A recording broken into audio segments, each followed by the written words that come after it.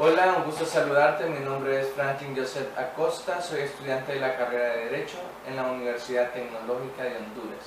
Actualmente estoy cursando la clase de Filosofía con la licenciada Carmen Durón y en calidad de tarea final estoy presentando este video relacionado al tema el vitalismo. Generalmente consideramos al vitalismo o su definición etimológica es el concepto de vida. Abordaremos esta temática desde la perspectiva del filósofo alemán Friedrich Nietzsche, pero antes vamos a definir un poco en qué consiste la doctrina filosófica del vitalismo. Y es que dice que la doctrina filosófica del vitalismo considera el conocimiento como un proceso biológico que no admite la razón como modo superior de conocimiento. Es decir, los valores universales creados por la filosofía occidental están alejados, según esta doctrina filosófica, que el aprendizaje no puede ser por medio de la razón o por medio de principios universales, sino que el conocimiento se da a través de vivir de un modo emocional y hasta biológico. Vea bien, Nietzsche tenía gran influencia de Schopenhauer, pero se aleja un poco de la idea filosófica de Schopenhauer y realiza una crítica radical a los fundamentos de la filosofía occidental, basada en una metafísica y en una religión y una moral que han suplantado e invertido los valores vitales. Es decir, esta filosofía occidental establecía un resentimiento contra la vida, y Friedrich Nietzsche no está de acuerdo con esta idea de que pueda ser el hombre o la humanidad puede estar sometida bajo principios universales que restringen la verdadera libertad para poder alcanzar una autorrealización del hombre. Y en esto consiste el problema de la vida, según él, que a veces nosotros tenemos demasiada influencia exterior y no nos podemos desarrollar como nosotros queremos con nuestros propios principios biológicos que son propios de la humanidad. Él insiste en dominar, como decía, que esta cultura es producto del resentimiento de la vida y que va en decadencia. Veamos cómo se manifiesta este propósito a lo largo de su segundo periodo de pensamiento. Y es que Nietzsche durante toda su vida tuvo 3 periodos de pensamiento, pero nos vamos a enfocar en el segundo periodo de pensamiento, donde formula una crítica o reformula una crítica a la metafísica, a la moral y a la cultura de Occidente. Su obra más representativa es el libro Así habló Zaratustra. Así habló Zaratustra. En este compendio literario, en esta obra literaria, él formula varios temas importantes, pero analizaremos 4 en específico. Todos los temas que se encuentran en esta obra literaria conllevan al ser humano a un espíritu de superación de aquella que ha sido implantada por la cultura o la filosofía occidental, que es el espíritu de venganza o de resentimiento contra la vida. Él establece también que no solamente la filosofía occidental influye en la idea o el concepto que tenemos de vida y de humanidad, sino que también influye bastante su gran aliada, dice, la religión. Veamos 4 grandes temas que se encuentran en esta obra literaria, y el primero es la idea de que la muerte de Dios. Nietzsche dice, Dios está muerto. Su muerte, dice, representa el fin de toda concepción idealista y el fin de la metafísica occidental. Es decir, al no existir más Dios, al haber muerto Dios, el creador de una ideología por cual nosotros muchas veces nos regimos, Nietzsche dice que la ideología de creer en Dios es una gran enemiga de la idea de Dios. Creer que Dios existe conlleva a decir que todo lo que nosotros hacemos es de acuerdo a la voluntad de Él y que no podemos alcanzar como seres humanos nuestros propios propósitos.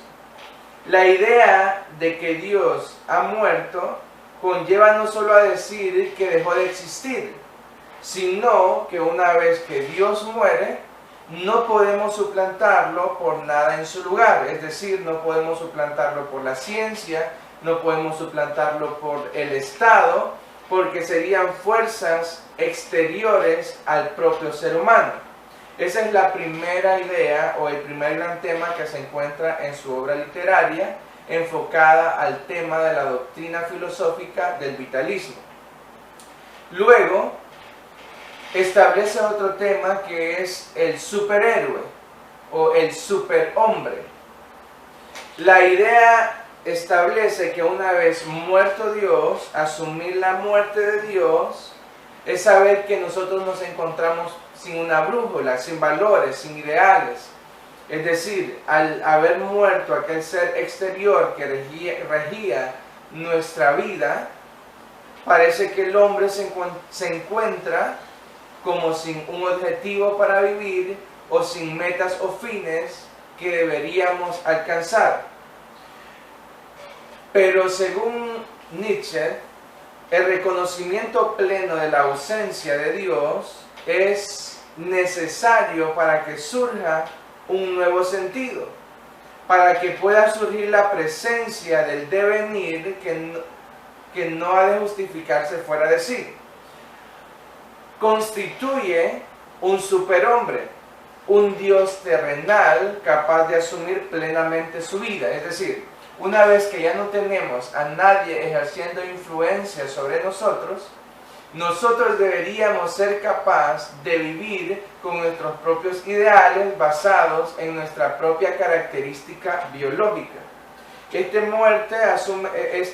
superhombre, la idea de que existe ese superhombre, asume de que Dios no existe, asume de que no podemos suplantarlo por la ciencia, por el Estado o por cualquier fuerza exterior, pero no precisa de los valores falsos. Es decir, este superhombre no precisa de valores falsos creados por medio de la filosofía occidental.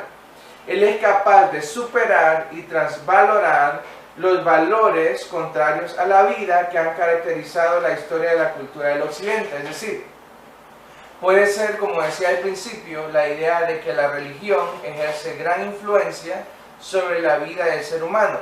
La idea de que hacemos mal, actuamos mal y debemos conseguir el perdón de Dios para poder redimirnos. Entonces, él dice que es necesario alejar esa idea y crear nuevos valores que puedan ser propios del ser humano. Se trata, dice, de la idea de que el ser humano sea más real, que viva su propia naturaleza humana, el que se opone al resentimiento de la vida. Para llegar a ser el superhombre es necesario sufrir 3 transformaciones, según Nietzsche. El primero es cargar la pesada moral invertida, es decir, cargar aquellos valores que nos habían enseñado y que son contrarios a nosotros, es decir, cargarlos pero ya no practicarlos.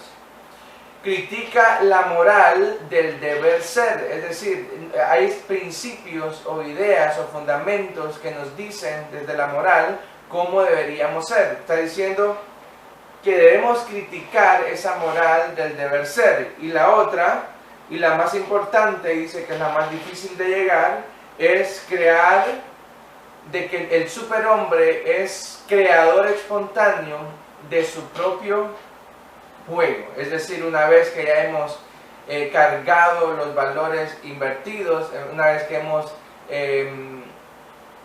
que hemos criticado la moral del deber ser, nosotros debemos crear nuestro propio sentido, nuestros propios ideales o principios que rijan nuestra vida.